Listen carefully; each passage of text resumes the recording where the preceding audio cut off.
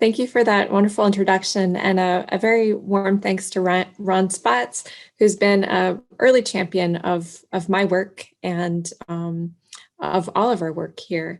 When I was in college, I worked at the Brown University Library on the weekends and read through the literary journals from A to Z, which put Alaska Quarterly, of course, high on that list.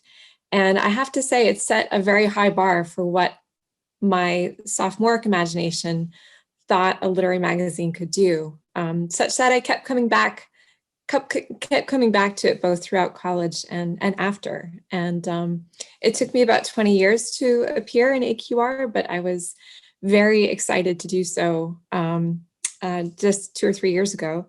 And I'll start by reading 2 poems that first appeared in AQR and then subsequently appeared in my first book, Parturition, which came out just as COVID was sort of shutting the world down.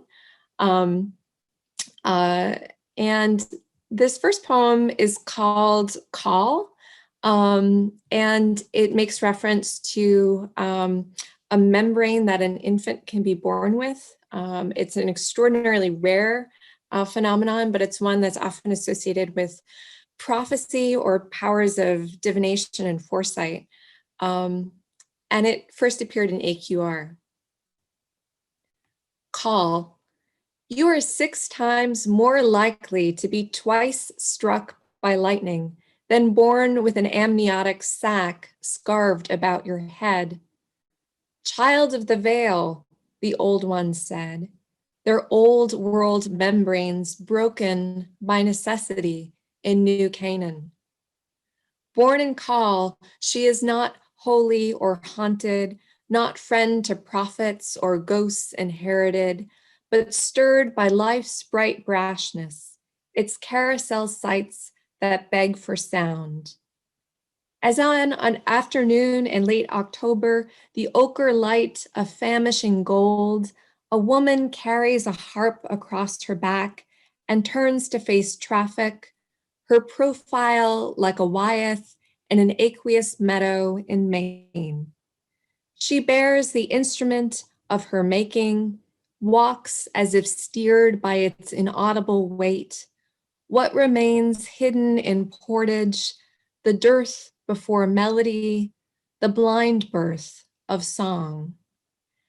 When I first shared this poem actually with Virginia, she told me that she's actually in the extraordinarily small cohort of people who were actually born in Call. But if you know just how special a person and a poet Virginia is, that completely makes sense. But it was a poem that I wrote in part thinking about how strange it is sometimes to be an artist and to be trying to bring into vision for other people what it is that you see. This next poem is from a different sequence. It is in my first book, and it first appeared in AQR. And it's called Anhedonia, which is actually another clinical term. It means an inability to feel pleasure. And it's often found in people who are mourning, in fact. So this poem in my book serves as a kind of epilogue to a very long sequence of elegies. Anhedonia. What now to pair with bread? After you died, I could not think of what to eat, riddling illogic to every flavor, a revulsion to the idea of taste or savor in the bitter winter after the coroner had ratified with sterling knife, you hadn't meant to die. No conclusive evidence of self-harm, his voice procedural, calm. Still, it seemed you had made a deliberate gift of the shriven, sunken lake of your bluing body, your mermaid legs that had not moved for 20 years, steel rods that held your spine upright.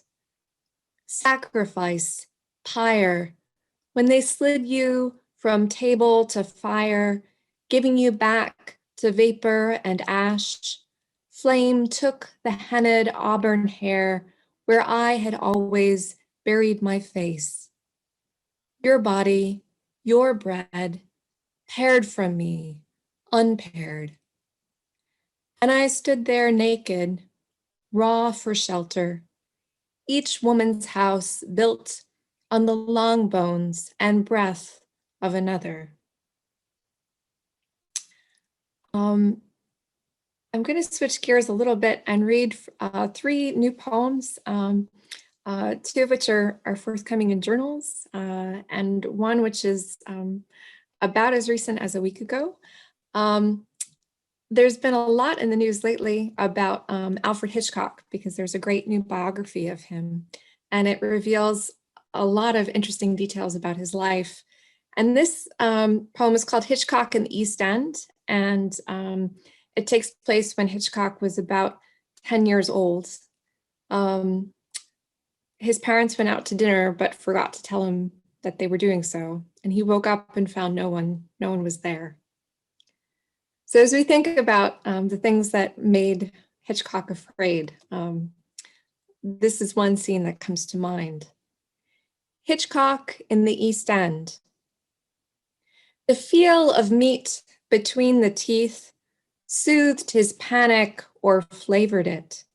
At night he woke and found his parents not at home, no note or neighbor with news of whereabouts, no siren or scene of disorder. Kitten heels, derby hat, missing from the closet.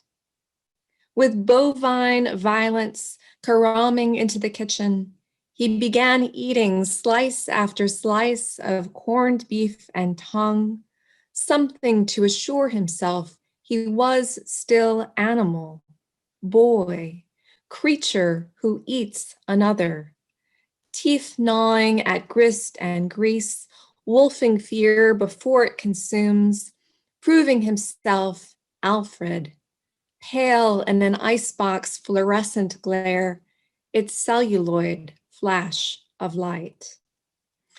During COVID, I've been thinking a lot about the suburbs and domestic spaces, since that's where I've been for the past year and a half, and about the kind of psychic landscape that the suburbs represent. This next poem is called Anne Sexton. She's, of course, a poem from my own hometown, where I now live.